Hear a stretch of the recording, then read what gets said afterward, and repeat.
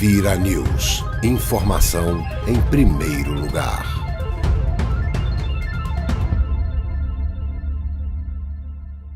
Olá pessoal, tudo bem? Bem-vindo ao seu canal Vira News, informação em primeiro lugar.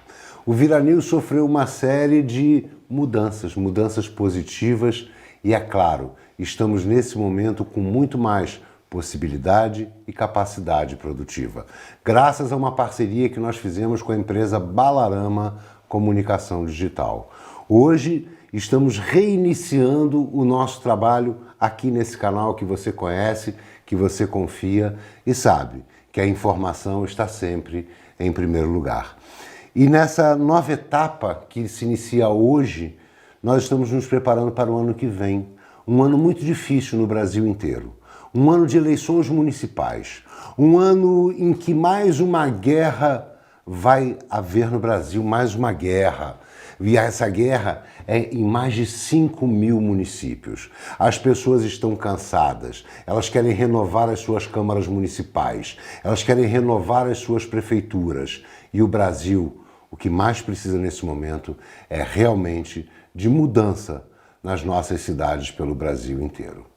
Então, o nosso canal Vira News, ele inicia hoje esse projeto, um projeto de trabalho contínuo até depois das eleições do ano que vem. Nós queremos saber o cenário do Brasil, nós queremos saber o cenário internacional também, para que você esteja sempre muito bem informado. E é claro que nessa nossa reinauguração do Vira News, esse canal que vocês já acompanham há tanto tempo, não poderia deixar de ter uma pessoa muito especial para o nosso canal. É quase o patrono do nosso canal. Nós começamos as entrevistas com a finalidade de ajudar o governo Bolsonaro, com a finalidade de mudar a política no Brasil e nos tornamos uma dupla. Muita gente diz que é uma dupla de irmãos gêmeos. Lembram do Schwarzenegger e do Danny DeVito? Pois é, o meu irmão gêmeo, Ennio Fontinelli. O prazer que eu tenho de ser você, abrindo essa nova etapa e mostrando para todo mundo que nós estamos sempre juntos em prol do que é melhor para o Brasil, do que é melhor para o Rio de Janeiro. É uma parceria, sim. A minha satisfação é enorme, muito maior do que você pode imaginar, em ter sido convidado por você a reinaugurar ou a inaugurar uma nova fase do Vira News para entrar numa nova guerra, embora não tenha mudado o inimigo, entrar numa nova batalha. O inimigo continua sendo a nova ordem mundial. Nós estamos passando por uma série de mudanças no mundo inteiro. O Ennio já dizia isso desde o ano passado. Vocês todos vão ver, depois que o Bolsonaro ganhar, que haveria uma aceleração na questão geopolítica global. E é claro, Bolsonaro ganhando, Brasil, maior país da América Latina, também muitas mudanças aconteceriam aqui. Então, Ennio, a primeira pergunta que eu tenho para você é o que você está achando desse momento na América Latina que a gente está com tantas manifestações violentas acontecendo? Bom, de cara, eu não posso ser leviano a ponto de dizer que elas são irrelevantes. Não, elas são relevantes. Mas eu não seria eu mesmo se entrasse no balaio do pessimismo, porque a minha visão nunca é a do leito do rio. Eu estou sempre olhando as coisas de cima da ponte. E é esta visão macro que eu pretendo mostrar para os nossos espectadores, que é para afastar um pouquinho as mentes do turbilhão de más notícias e de medos. Medos não, às vezes chega ao pânico. A gente está reparando aí pelas redes sociais pessoas entrando em pânico com o que está acontecendo. É verdade. E por isso é que a tua primeira pergunta foi da maior relevância. Porque isso, vamos resumir numa frase, depois eu explico. É o abraço do afogado. Vamos lembrar um pouquinho o passado. Lá nas origens dos Illuminati, 1740, depois veio a nova ordem mundial e tal, mas nas origens, a nova ordem mundial era tranquila, ela trabalhava o tempo todo, silenciosamente e secretamente, para dominar o mundo. O projeto da nova ordem mundial sempre foi a dominação do mundo por meio de um regime totalitário.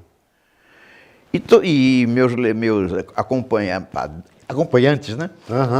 Os nossos amigos internautas. Sempre souberam que houve, em 1990, uma junção entre os Illuminati, quer dizer, os miliardários do mundo ocidental, e os comunistas, para formar a tal da nova ordem mundial. Mas percebam, nadando de braçada, sem inimigos, a mídia toda comprada. Não existia oposição a eles. Sem nenhuma... Eles dominavam todas as narrativas, eles colocavam o que queriam na mídia global. Exatamente. Então, o homem ocidental, eu vou falar do mundo ocidental, o homem ocidental, o de direita, que somos eu, vocês que estão ouvindo, nós precisamos trabalhar para manter o feijão em casa.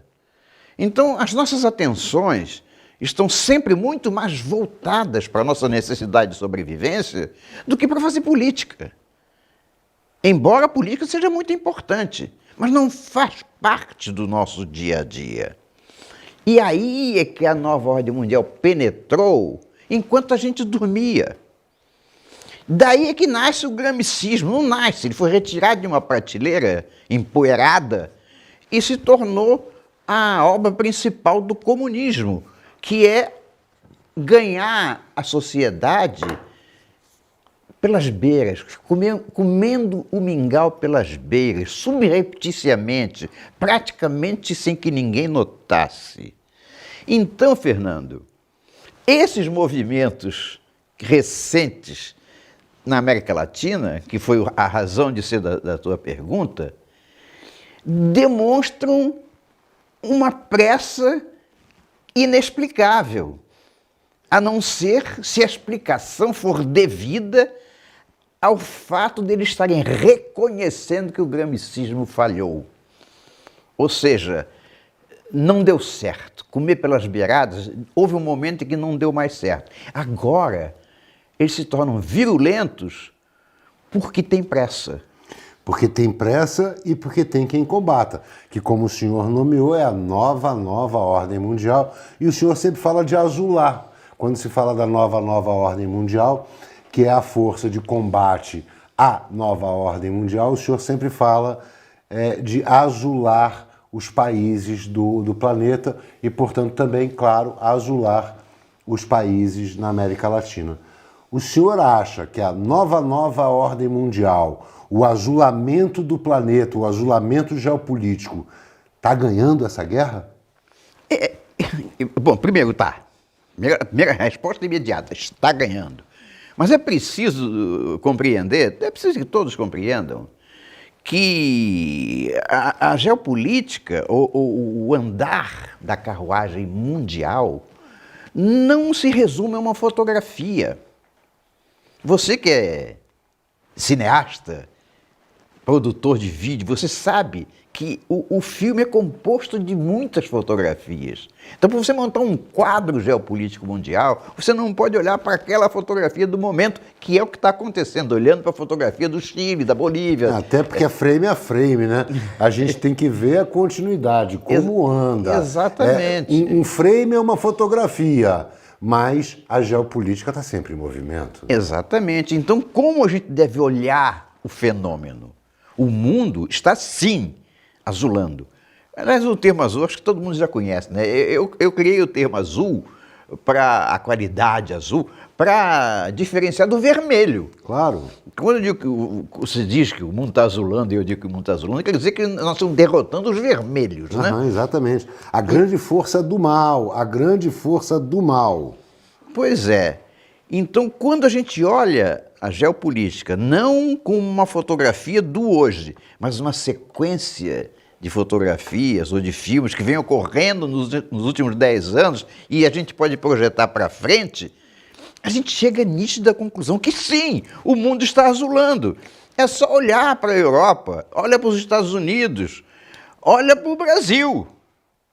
A eleição do Bolsonaro é a prova mais evidente de que o azul está por cima.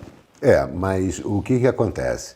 A gente percebe, sim, que o azul está por cima, o mundo, de uma maneira geral, está azulando gradualmente, e é claro, é geopolítica, não é no tranco, não dá para resolver tudo no tranco, como muita gente quer que se resolva um país inteiro no estalar de dedo.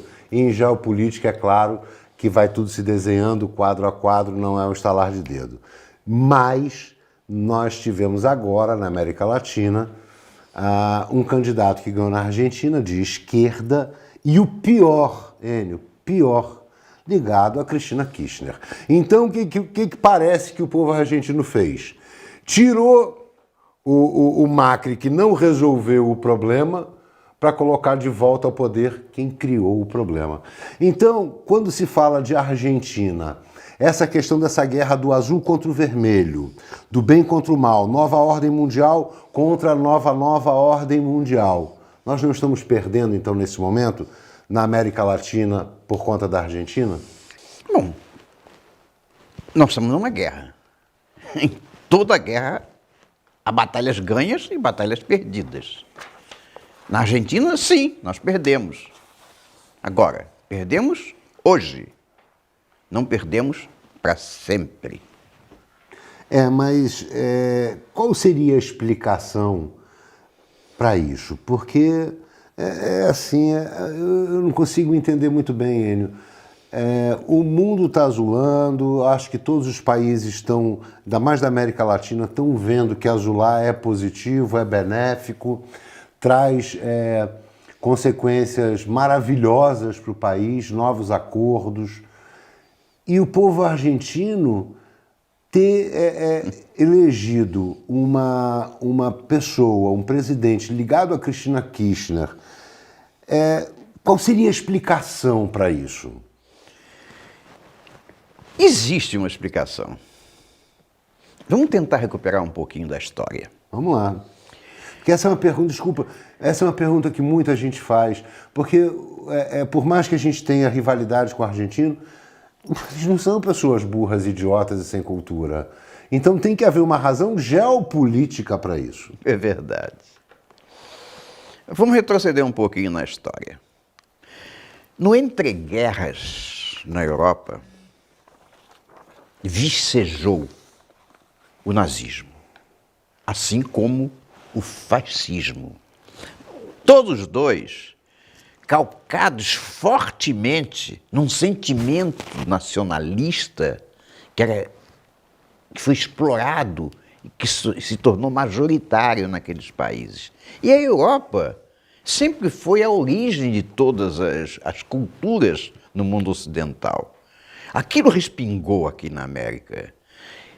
No caso da Argentina, esse nacionalismo, populismo, transformou o Perón em um ditador. Assim como o Brasil transformou o Getúlio num ditador.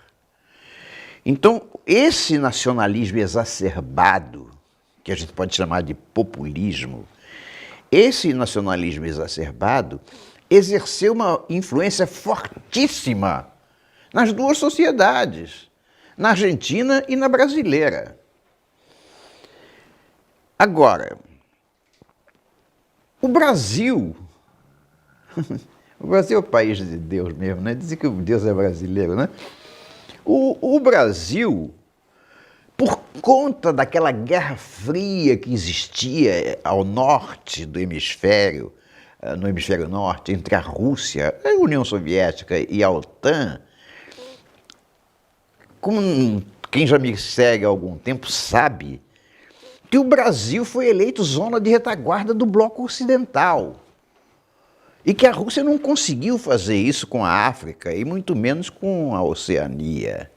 Então, essa eleição do Brasil como zona de retaguarda para um eventual conflito nuclear ao norte fez com que a OTAN, basicamente os Estados Unidos, derramassem muito dinheiro, recursos e tecnologia no Brasil para que a gente se transformasse numa potência. Você lembra, o Brasil passou da 46ª para a 8ª potência durante os regimes militares. Isso não se deveu a outra coisa que não o fato do Brasil ter sido eleito como zona de retaguarda. Mas só o Brasil.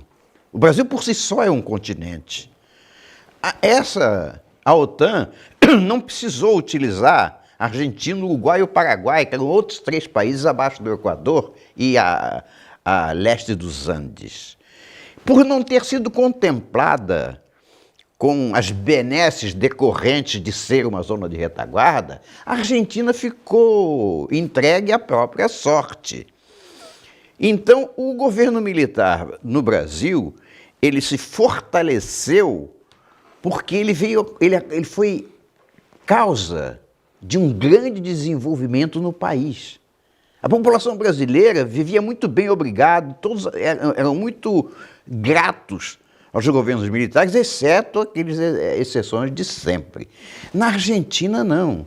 Na Argentina, quando o governo militar se sentiu ameaçado, ele não tinha para onde correr e para reunir a população argentina, o que ele fez? Invadiu as Malvinas, que eram inglesas, contra a OTAN. Então, eles foram mais massacrados ainda pela escolha errada que fizeram para reunir a população.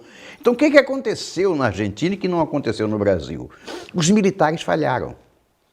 E falhando o militarismo, a epiderme argentina exudou peronismo de novo. Então, assim como Getúlio, mesmo depois de morto, exerceu uma influência enorme no desenvolvimento do Brasil, na Argentina muito mais. O Perón ainda hoje mora na alma do argentino. Então, essa vitória da Cristina Kirchner se deve ao peronismo, que ela é peronista. Então, aquele arcabouço do peronismo foi muito bem manipulado e usado para jogar a Argentina de novo nos braços do populismo. Por isso é que é explicável essa eleição argentina. Mas eu acho que não dura 2 mandatos. Porque o que a gente percebe é que a grande dificuldade dessa guerra da nova ordem mundial com a nova ordem mundial é uma guerra muito de informação e de formação, né? Você vai lembrar bem, mesmo na época do regime militar que nós vivemos no Brasil e depois do regime militar, acelerou muito mais o quê? A infiltração dos vermelhos nas faculdades, na comunicação, no cinema e em tudo. Quando os vermelhos tomam um poder, eles conseguem acelerar muito mais essa máquina, porque eles alimentam a máquina com dinheiro e conseguem transformar a sociedade em refém através do controle de todas as mídias e ações artísticas de um país. Isso não é um risco muito grande?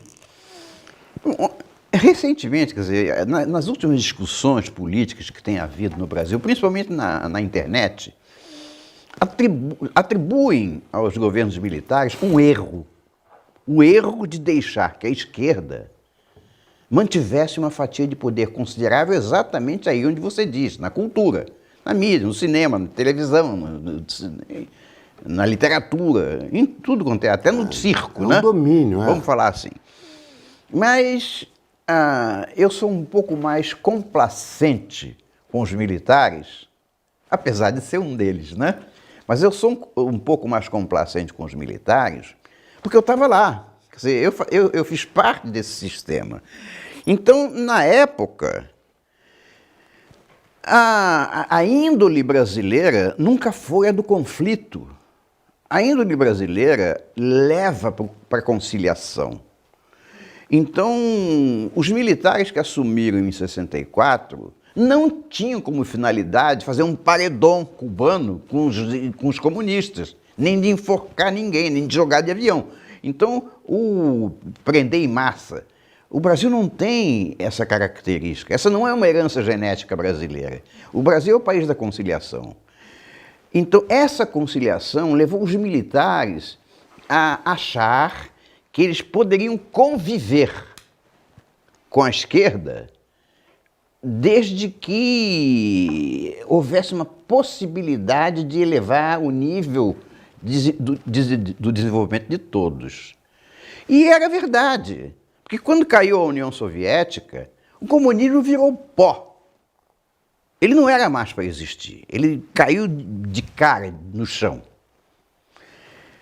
Mas, em 1990 aconteceu uma coisa que era muito, mas muito improvável.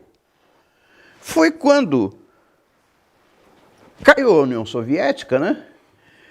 E se esfacelou em 19 países, e os magnatas, os megacapitalistas do Illuminati, do hemisfério norte, eles chegaram à conclusão que o comunismo era uma ótima forma de dominação de uma população inteira debaixo de um regime totalitário.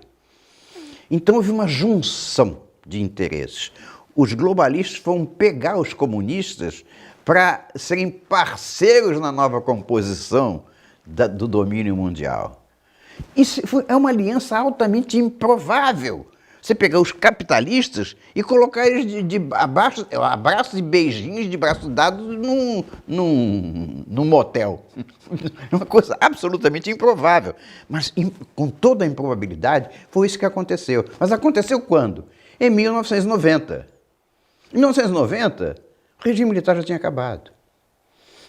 Então, os militares não tiveram a oportunidade de testemunhar que a grana do mundo capitalista ia ser jogada no comunismo para que ele crescesse no sentido da dominação.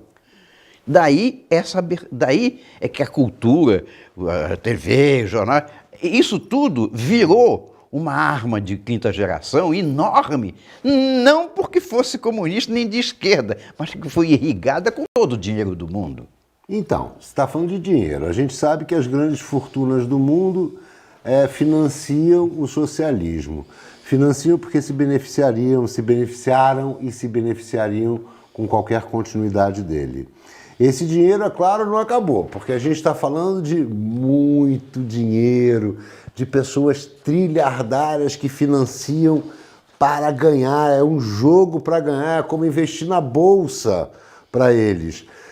E esse dinheiro é claro que não acabou. Os milionários não deixaram de ser milionários de uma hora para outra porque parte do mundo azulou.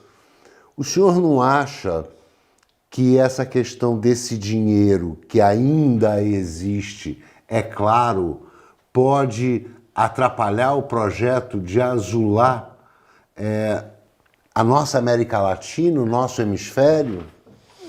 A pergunta o mundo ocidental? A pergunta é muito boa, Fernando, porque esse é o cerne da questão. Quando a gente considera, ou quando a gente considerava que a nova ordem mundial era um bloco monolítico, coeso, ela realmente dominou o mundo. Não dominou até o projeto final do governo totalitário, mas navegando de braçada, né? Claro. Mas houve um racha aí. Houve um momento em que houve um racha. Quer dizer, parte dos miliardários começaram a não concordar com a história. As razões disso nós não vamos discutir aqui, que isso dá um livro desse tamanho. Mas houve um racha. E esse racha preocupou muito os remanescentes da nova ordem mundial e a oposição a ela também foi irrigada com dinheiro. Teve dinheiro para também se mexer. Daí criada a brecha, né? Mas, vamos lá. O projeto original era o capitalista, estou pensando nos capitalistas. Vamos falar num só, né? Para resumir tudo, um só, Rothschild, né? Rothschild, para ficar mais simples para o Brasil. Ok. Todo mundo já sabe quem é. Quem acompanha Enio Fontinelli sabe muito bem quem é. Pois é, vamos falar de um desses miliardários, a cabeça de tudo. ele teve que botar a mão no bolso, né? Bem, vamos fazer um projeto de dominação mundial? Vamos. Então tá. Como é que começa? Bom, tem que jogar uma graninha aqui, uma graninha ali. Então tá, toma aqui meu talão de cheque, deu pro Adam Weishaupt, e ele saiu distribuindo cheque e ao longo do tempo, os herdeiros dos Rothschild continuaram com muitos talões de cheque e muitos Weishaupt apareceram para continuar o processo. Só que esse processo presumia uma coisa que realmente aconteceu. Aconteceu em todos os lugares, eu vou dizer o que é. É porque quando o magnata pegou o dinheiro e jogou no mundo para financiar o seu projeto maldito, dentro do projeto maldito havia, desde 1990, a composição com o comunismo. E o comunismo jamais sobreviveu sem a corrupção. Quer dizer, aquele anel de nomenclatura por cima e capitalismo oculto por baixo, aprisionou uma população, presumia uma corrupção enorme, para que a nomenclatura se tornasse capitalista, milionária e vice-versa. Então, e uma rede de financiamento global também de países com países, como o Brasil fez. Sim. Saiu financiando tudo que era ditadura pelo mundo. Isso em termos globais. Para quê? Para depois essas ditaduras também ajudarem aqui. Isso também. Isso era global. Mas o detalhe é o seguinte, eles não precisaram mais botar a mão no bolso, porque dentro do projeto já havia a parcela dedicada à corrupção. Então, o talão de cheques dos miliardários, lá os talões de cheque, foram guardados num cofre de novo, porque não precisava mais. A própria corrupção do sistema se encarregou de multiplicar o dinheiro para continuar a máquina retroalimentada. Tá? Então, agora aconteceu algo, quando você fala em azulamento, isso não vai prejudicar o azulamento, não está bem? Não, agora, toda essa pressa que está explodindo pontes, edifícios em Santiago, toda essa coisa significa um desespero. E qual é olha bem o desespero. É que o canal que irrigava, a veia, a artéria que irrigava toda a composição do sistema e a rotação foi cortada. A corrupção foi cortada. Ela foi cortada nos Estados Unidos, ela foi cortada na Europa, foi cortada no Brasil. Hoje a gente tem muitas queixas com relação a bota na cadeia o Lula, mas a corrupção sistêmica foi estancada. Com o estancamento da corrupção sistêmica, o dinheiro que gira para financiar todos esses movimentos de esquerda está secando. Então os milionários, os miliardários, né, têm que botar a mão no bolso de novo, porque o dinheiro está acabando. E aí está a preocupação. E você acha que esses miliardários, hoje, no cenário geopolítico do momento, eles têm essa disposição toda para botar a mão no bolso com tanta firmeza e, já que está secando a fonte da retroalimentação, jogar tanto dinheiro para essa guerra continuar? Aí é que está. Aí é que está. É por isso que eu disse que esse é o cerne da questão. Porque a fonte da retroalimentação está secando. Então, o que o miliardário precisa fazer para continuar miliardário? Porque se ele continuar jogando dinheiro pela janela, ele vai acabar debaixo de uma ponte. Então, ele precisa manter a fortuna. Mas para manter a fortuna, ele que tem empresas aqui, acolá e mais acolá, ele precisa novamente investir, para que o capital investido lhes renda o suficiente para ter lucro nas suas próprias empresas. Só que isso se chama capitalismo. Se você ter uma empresa, investir nela, para desenvolvê-la e criar empregos, o sinônimo disso é capitalismo. Então, os capitalistas que se dedicaram à destruição do capitalismo estão voltando a praticar o capitalismo. Peraí, deixa eu tentar entender. É o capitalismo financiando o socialismo para ganhar dinheiro com o capital. Ou seria o capitalismo contra o próprio capitalismo? Pois é, a primeira impressão é essa. É de que como é que eu posso estar abrindo a boca aqui para, com a maior cara de pau, dizer que o capitalista está combatendo o capitalismo. É só de aparência. Ou seja, quando a União Soviética caiu, a história do Gorbachev, com aquelas nostras, perestroika, eu não vou repetir a zona de retaguarda, aquele negócio. Não vou repetir que dá 10 livros. Mas quando cai a União Soviética e se esfacela em 19 países, de repente, no dia seguinte, aparecem centenas de milionários russos, miliardários russos.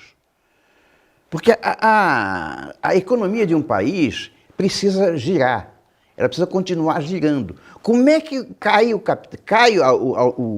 comunismo, caiu o Politburo, caiu tudo aquilo, os países, cada um ficou independente, etc. Como é que continua a girar essa roda? No dia seguinte à queda do comunismo, apareceram centenas de miliardários russos. Não cabe na cabeça de ninguém que pudesse haver miliardário num regime comunista. É aquilo que eu estava falando da roda. A nomenclatura corrupta e um capitalismo oculto, se revezando no poder e mantendo uma população aprisionada. Então, esse capitalismo oculto é que fez brilhar os olhinhos dos capitalistas ocidentais, chegando à conclusão que aquele era melhor do que o nosso. O meu capitalismo, capitalista, eu tenho que competir com a outra fábrica, com outra indústria, o meu comércio eu tenho que competir, eu pago imposto pra caramba. Então, mas lá na Rússia havia um capitalismo oculto que gerou miliardários, mas vem cá, e ele tinha competição? Não. Quem fabricava automóvel era a Právida e só a Právida. Então dava o preço que o povo pudesse pagar. Poxa, rapaz, e imposto? Imposto, o estatal não paga imposto, cara. São capitalistas que monopolizam. Monopolizam completamente, eles ganham. Ganham muito mais do que os capitalistas tradicionais e são ocultos. Então o capitalista globalista, o sonho da vida dele é ser um capitalista oculto no comunismo. Isso explica também por que os capitalistas globalistas ocidentais acharam que aquela forma de governo era a melhor de todas. Então o capitalista globalista, ele combate o capitalismo exposto, mas ele é francamente favorável ao capitalismo oculto, que lhe daria muito mais vantagens. Tá certo? E esse plano, então, era o plano que também estavam tentando executar aqui, como o senhor falou da União Soviética, é o que estavam tentando implantar aqui no Brasil. Em todos os lugares. Mas no Brasil ficou evidente, por causa de tudo que aconteceu aqui, a Lava Jato, a Mensalão, Petrolão, ficou evidente que havia uma intenção premeditada do governo, dos governos socialistas e comunistas, de criar superempresas gigantes econômicos irrigadas com o dinheiro da corrupção. Odebrecht, JBS, Friboi, Eike Batista e eu não vou saber, um monte de outras aí que a gente nem sabe o nome, mas que existem. Financiadas com o dinheiro do BNDES, nosso dinheiro. Então, aqui houve sim... Os nossos miliardários criados pelo socialismo. Exatamente, sendo preparados para serem os testas de ferro dos reais detentores do poder. Foi isso que aconteceu no Brasil, na cara de todos nós. Graças a Deus, não chegamos a sofrer tanto.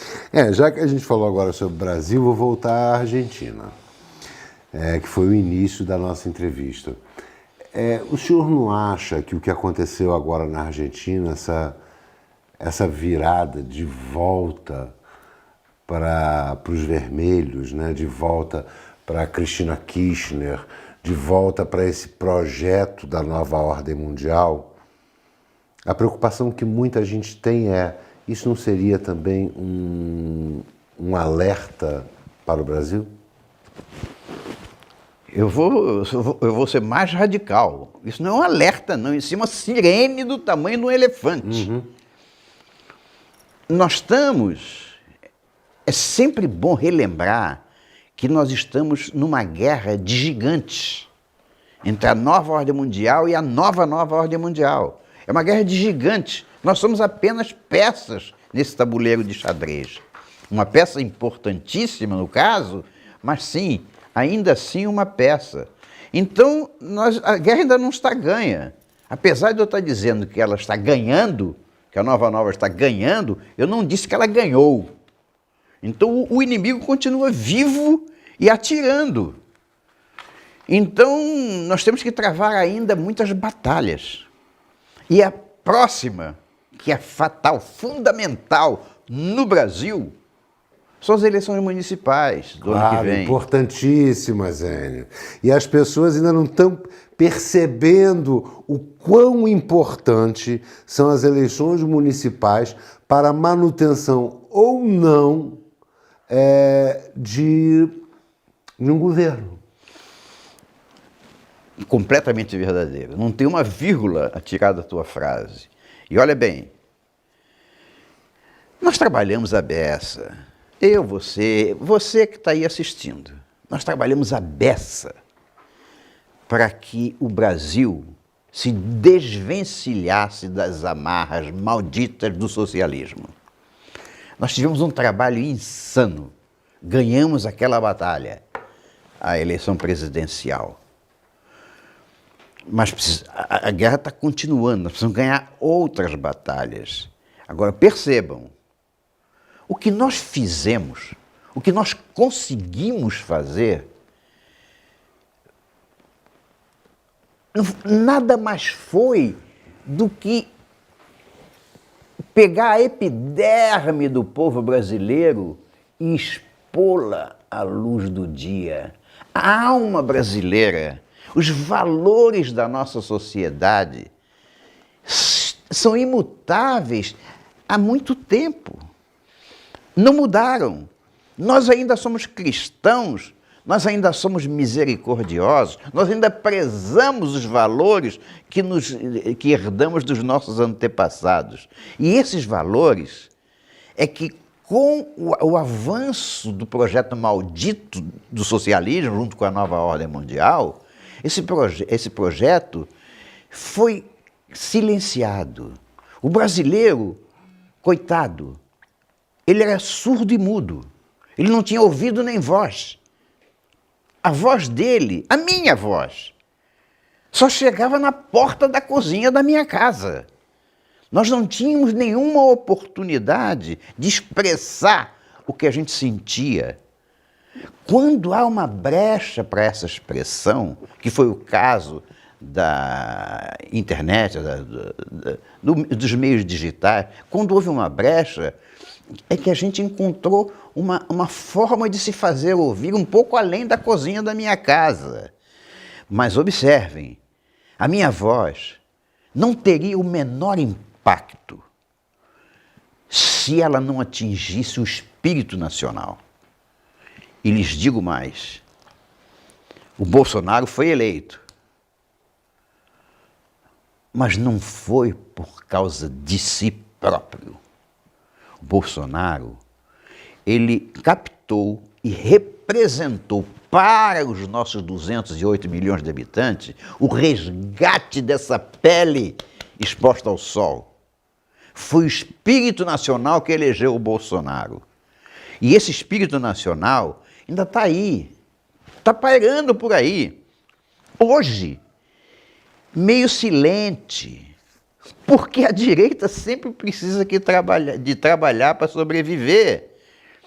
Então, enquanto a esquerda vai fazer o máximo que puder para capturar as mentes brasileiras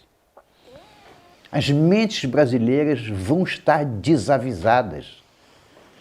Embora o espírito nacional esteja lá presente. E é esse espírito nacional que nós teremos, é nosso trabalho, capturar para colocar sobre a mesa das candidaturas municipais o desejo da nação brasileira. Complicado. Complicado, Enio, complicado. Complicado, mas não é impossível, não. O que eu tenho percebido, Enio, é que as pessoas ainda não se aperceberam da importância das eleições municipais. Fator 1, É só fazer uma conta rápida. Olha a importância disso. Primeiro, nos municípios é onde está o vereador, o prefeito, que bate na porta de um cidadão, que está ali perto dele no batizado de um filho, que está ali na festa de aniversário da cidade, no carnaval da cidade. São políticos de aproximação, vereadores e prefeitos. Então, veja bem, nós temos 5.000 e tantos municípios. Para cada município, se tirar em média, lógico, tem municípios como o Rio de Janeiro, São Paulo, que tem dezenas e dezenas de vereadores. Mas pela média nacional, também tem municípios com 3 vereadores somente, nós temos 10 vereadores por município, desses 5.000 e tantos. Já estamos falando de 50 e tantos mil cargos eletivos. Na campanha, nós teremos, no mínimo, 10 candidatos para cada uma dessas vagas. Enio, nós vamos ter 500 mil de pessoas ano que vem pedindo votos.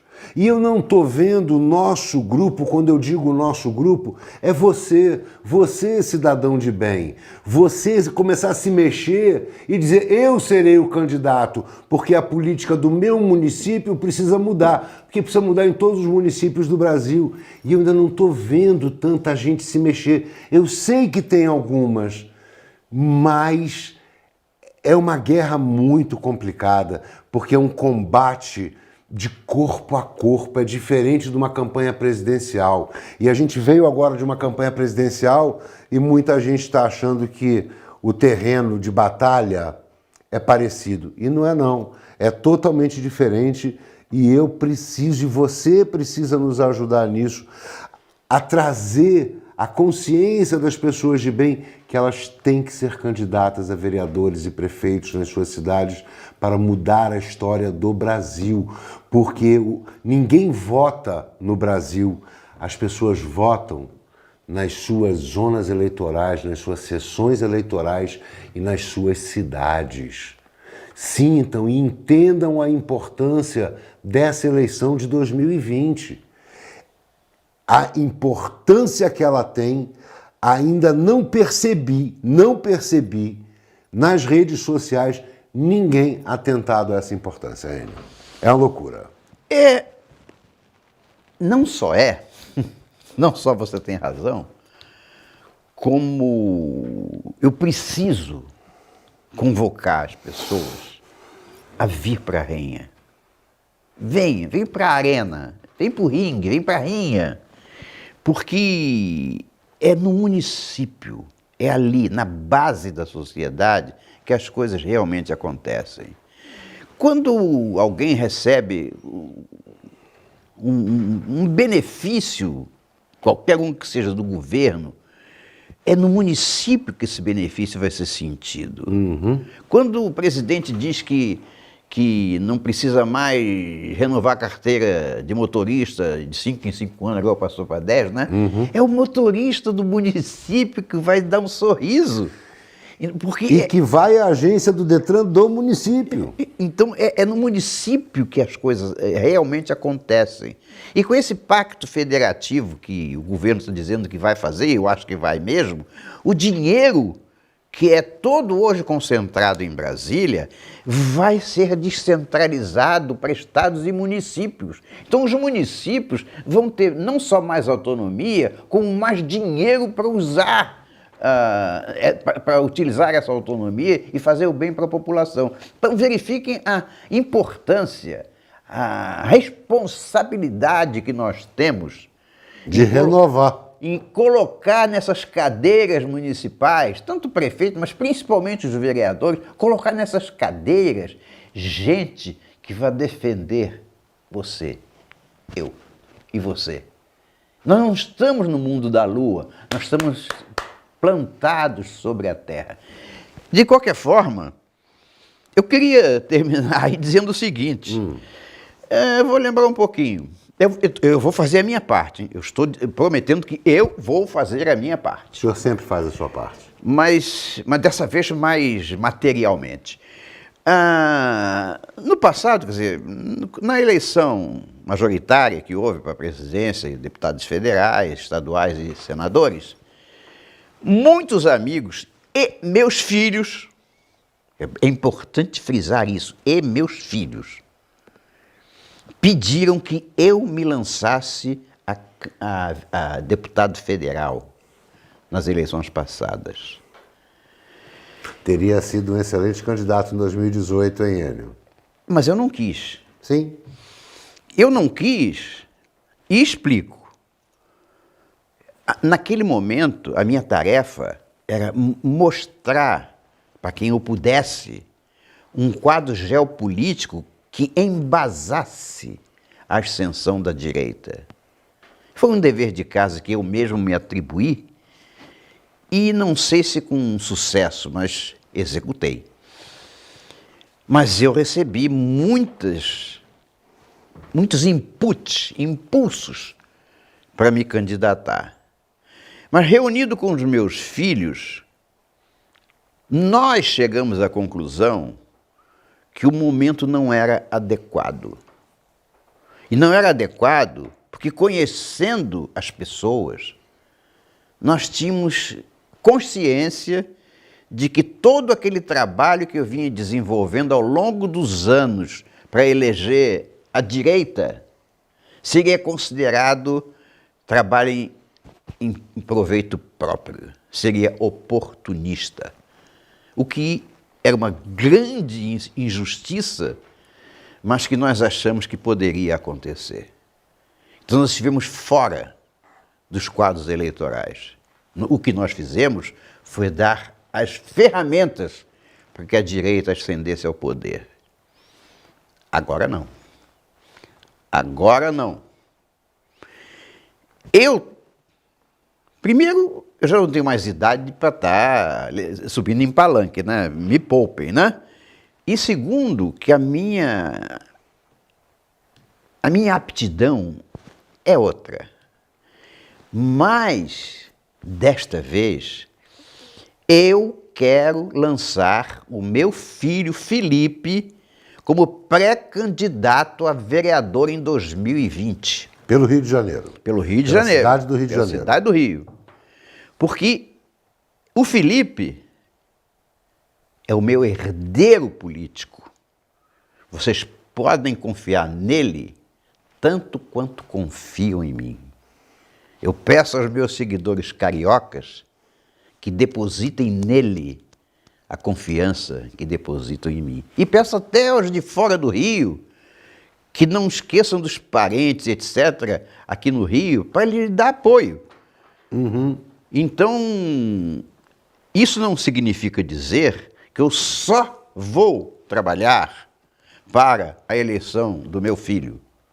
Eu continuarei trabalhando para que esses 5.000 e tantos municípios azulem.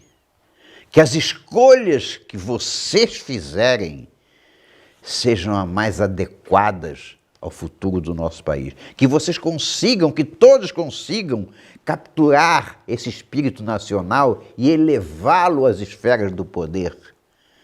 Porque política, que muita gente diz que quer ver longe, política é uma atividade muito nobre. Se o político tiver o mínimo de nobreza. Essa era a conclusão da frase. Então, Enio, eu adorei a surpresa, queria primeiro te dizer que adorei a surpresa. Poxa, o Felipe como pré-candidato, eu acho que ele é uma pessoa preparada, tem uma série de situações, ver por qual partido vem, ainda é muito cedo para isso. Mas só de saber que ele se predispõe, tinha acabado de chamar todo mundo para essa guerra, para colocar o nome, e que bom que o Felipe está fazendo isso, que bom que ele tomou essa decisão de concorrer, de ser um pré-candidato e, quem sabe, concorrer por algum partido. E o Rio de Janeiro tem 52 vereadores, tem vaga para muita gente boa entrar, porque a nossa Câmara, pelo amor de Deus, gente, que Câmara Municipal é essa que nós temos nesse Rio de Janeiro? Que Câmara... E, aliás, não é só no Rio, não é parecida com a de todo o Brasil. Você, não importa de onde você esteja assistindo esse vídeo, olhe para a sua Câmara Municipal. Tem que renovar, não tem? E o prefeito? Tem que mudar? Na maioria dos municípios do Brasil, o povo também quer mudar o prefeito. Mas mudar os vereadores é um pouco mais difícil porque são muitos concorrendo. E é muito mais importante, inclusive. Exatamente, porque são as pessoas que deveriam, não é o que acontece hoje, mas que deveriam fiscalizar o executivo e não fazer conchavo com o executivo, como a gente está vendo. Portanto, para encerrar, fiquei muito feliz de saber que o Felipe está botando a cara, está predisposto a vir para essa guerra, porque certamente, se for candidato, será um candidato fortíssimo para a cidade do Rio de Janeiro, devido à competência, a caráter e também, Enio, claro, ao que ele traz de berço, que é a sua educação, o que você ensinou, a forma que o senhor educou e ensinou a sua família. Pessoas de bem, pessoas honestas. Parabéns para o Felipe. Obrigado, você me emociona.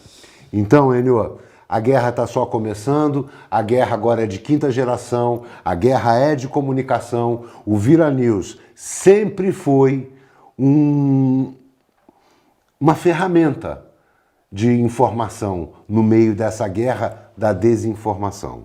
Então podem esperar que a partir de agora, aqui nesse canal, vocês vão ver muitas novidades, muitos entrevistados novos, inclusive para ano que vem e durante esse período todo, diversas pessoas muito bacanas passarão por aqui, por essa sala de entrevista e vocês terão um panorama do que está acontecendo na nossa cidade do Rio de Janeiro, no estado do Rio de Janeiro e no Brasil. O mais importante é que você queira fazer parte da mudança do nosso país. Enio, mais uma vez, super obrigado a você. Eu também fico emocionado de estar reiniciando o Vira News, essa etapa, depois da derrubada feia, chata, que o Facebook fez com a nossa página antiga, tirando do ar com milhões de visualizações, mas a gente está aqui para essa guerra, a gente está aqui para recomeçar, e eu fico muito feliz de ter recomeçado com você, porque com você não é recomeçar, com você é dar continuidade. Obrigado, irmão. Estamos juntos. Obrigado ao público.